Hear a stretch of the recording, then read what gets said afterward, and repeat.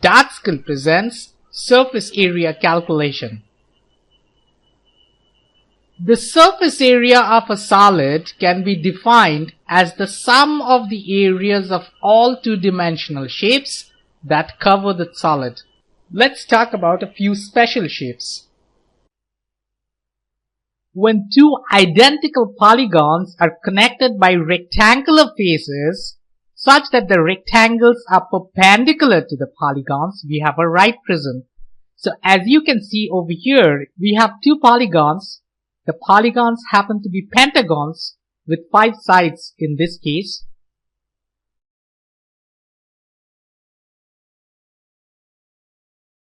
And here's one at the top.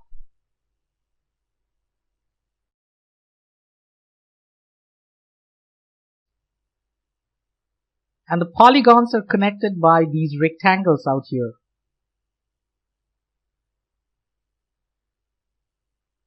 Such that each rectangle is perpendicular to the face of the polygon. That's what a right prism is. If the base is a square, we call it a square prism. If the base is a rectangle, we call it a rectangular prism. If the base is a triangle, we call it a triangular prism, and so on. Let us say there are n sides on the base. So it's an n-sided polygon. And the length of each side is b. So b is equal to the length of each side on the base.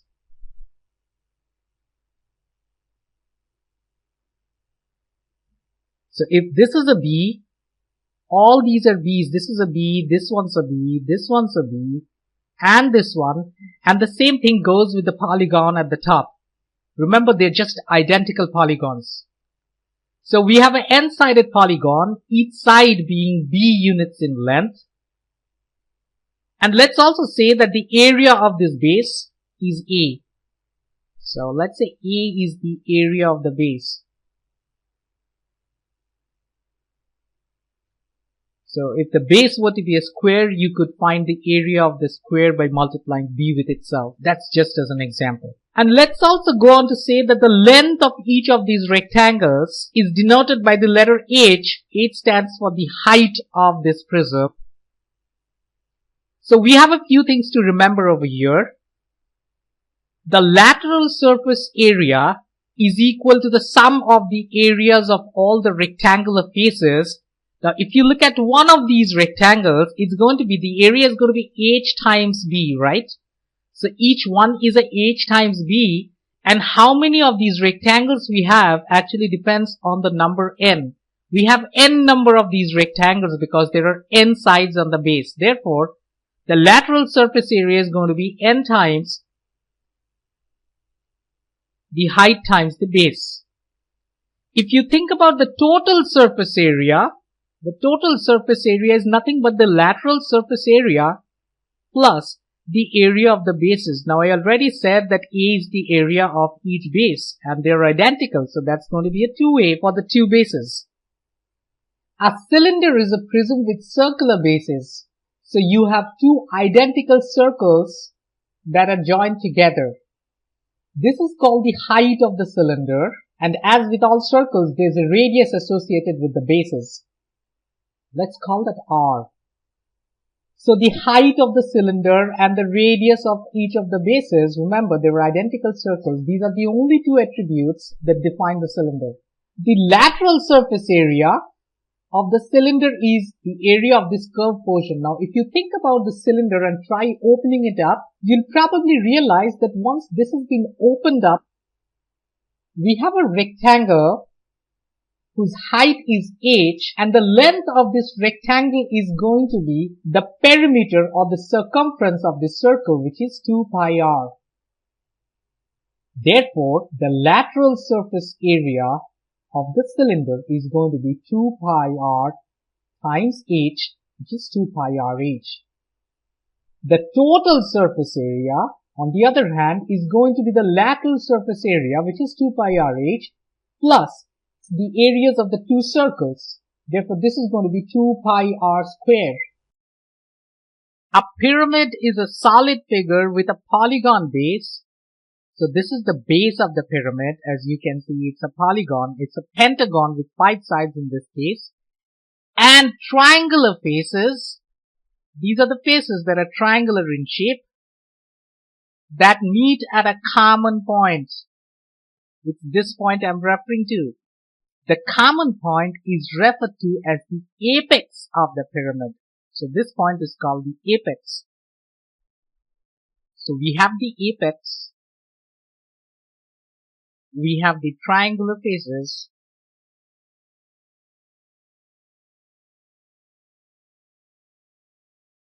And then this one is the base. A right pyramid has its apex directly above the center of its base. So if you locate the center of the base and go right up from there to find the apex, the pyramid is a right pyramid. If not, if the apex were to be shifted so that it were closer to one of the sides on the base, it wouldn't be a right pyramid. We are going to talk about right pyramids only. There are a few things you want to remember about pyramids. Each one of these points is a vertex and they're called the vertices of the pyramid. And that includes the apex. So these are called the vertices. Plural for vertex. Each one is a vertex. The triangular faces that you see are often referred to as the lateral faces of the pyramid. And of course the base is also a face of the pyramid, but it's not a lateral face. And then these straight lines that join two vertices together, either two vertices on the base or one vertex from the base with the apex, they are called the edges. So we have these as edges of the pyramid. I'm going to write that down. So these are all the edges, and there are more. The blue ones are all the edges. I've just shown you a few of them in red. So these are the edges. If the base of the pyramid has got n sides or n vertices, there are going to be n plus 1 vertices in all on the pyramid, because you have n vertices on the base and add one vertex, which is the apex of the pyramid. Similarly, a pyramid that has got n vertices on the base have got n plus 1 faces. You have n of these lateral faces or the triangular faces, there are n of them, and then you have one face which is the base, which makes it n plus 1. And then of course you have 2n number of edges on the pyramid. You have n edges on the base and then another n edges that form a part of the triangles joining the base with the apex of the pyramid. Let me then write that down. If you have a polygon on the base that's got n sides or n vertices on the base, that means the pyramid, like I said, has got n plus 1 vertices. One extra vertex, which is the apex. And n plus 1 faces. And 2n number of edges. The distance from the center of the base to the apex is called the height or the altitude of the pyramid, often referred to as the letter h. And the distance from the center of any of the sides on the base from the apex, let me just make a line there. This is the distance I'm referring to from the center of any of the sides on the base to the apex. This is called the slant height of the pyramid, often referred to with the letter S. The lateral surface area of a regular pyramid, that is a pyramid in which the base is a polygon with equal sides, is given by the formula lateral surface area is equal to 1/2 times the perimeter of the base. So this stands for, P stands for the perimeter of the base. Perimeter of the base times the slant height S. In other words, if you add up the areas of each one of these triangles together, the area that you get is called the lateral surface area of the pyramid. And when you add the lateral surface area to the area of the base, which is a polygon, you get the total surface area of the pyramid. So we have total surface area is equal to the lateral surface area plus the area of the base. And that's pretty logical. The total surface area of the shape is going to be the surface area of each of these triangles plus the area of this polygon on the base. I have to say here that the base can also be a triangle. Let's not forget that. If the base is a triangle, we call it a triangular pyramid. If the base is a square, we call it a square pyramid, and so on. A cone is a pyramid with a circular base. As you can see in this picture, there's an apex, just like any other pyramid, but the base is not a polygon, it is a circle instead. Let us say the radius of this circle is r. The height of the cone, that is the distance from the apex to the center of the circle, is denoted by the letter a. So h is the height. And the distance from the apex to any point on the circular base is s for the slant height. Now if you look at this triangle in orange over here, you'll come to realize that there's a right angle over here, which means we can apply the Pythagorean theorem on this triangle. The formula is the square of the hypotenuse, the slant height is the hypotenuse of this triangle, is equal to the sum of the squares of the other two sides. Therefore, s square is going to be equal to 8 square plus r square. So if you know any two of these, you can easily solve for the other one. As a circle does not have edges, the perimeter of the base is the circumference of the circle. We know that for a pyramid, remember, a cone is just a special type of a pyramid in which the base, instead of a polygon, is a circle. The same formulas apply. The lateral surface area is going to be equal to 1/2 times the perimeter of the base, which is the circumference of the circle given by 2 pi r, where r is the radius of the circle, multiplied with s, which is the slant height.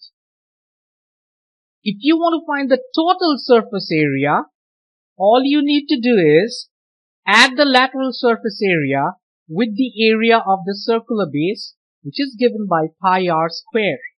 A solid that's perfectly round and looks the same from every direction is called a sphere. Now the only attribute of a sphere is its radius r. The larger the radius, the larger the sphere is. The surface area of a sphere is given by the formula 4 pi r square.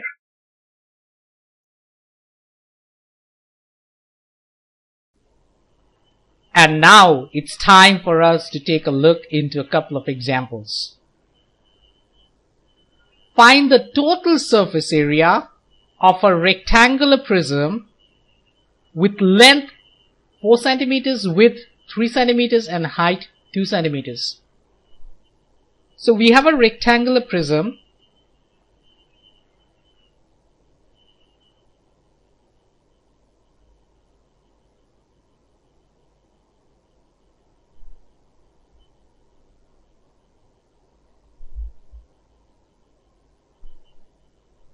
And we have the 3 dimensions given as 4 centimeters, and then we have a 3 and a 2. I think this looks to be the smallest side, so I'll make this the 2. It doesn't really matter. So we have a 4, we have a 2, and we have a 3 centimeters on this side, let's say. And if you look at the shape, you'll probably realize that this shape is made up of 6 rectangles, 2 identical rectangles on the 2 ends that each measure 2 centimeters by 3 centimeters, 2 identical rectangles at the bottom and the top measuring 4 centimeters by 2 centimeters, and then 2 identical rectangles in the front and in the back that measure 4 centimeters on one side and 3 centimeters on the other side. And the total surface area is going to be the sum of all these 6 rectangles. So we are going to pair them up and find the areas and add them up. The total surface area is equal to 2 times, let's do this first, 2 and 3.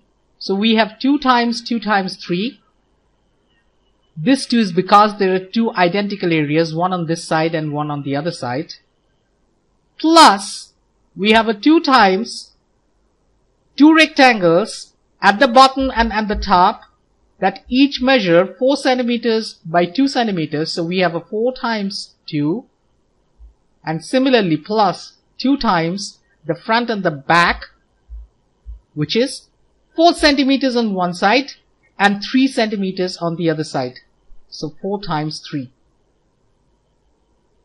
Essentially this is equal to 2 is the common factors, so you could just take that out and say that 2 times something plus something plus something, 2 times 3, 4 times 2, 4 times 3, which is equal to 2 times, this is 6, plus this one's 8, plus this one's 12, which is equal to 2 times 6 plus 8 is 14, 14 plus 12 is 26. So we have a 52 square centimeters. That is the total surface area of this rectangular prism.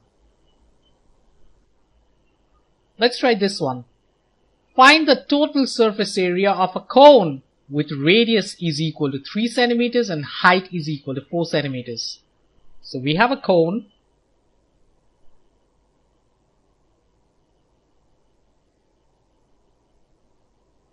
And it's given that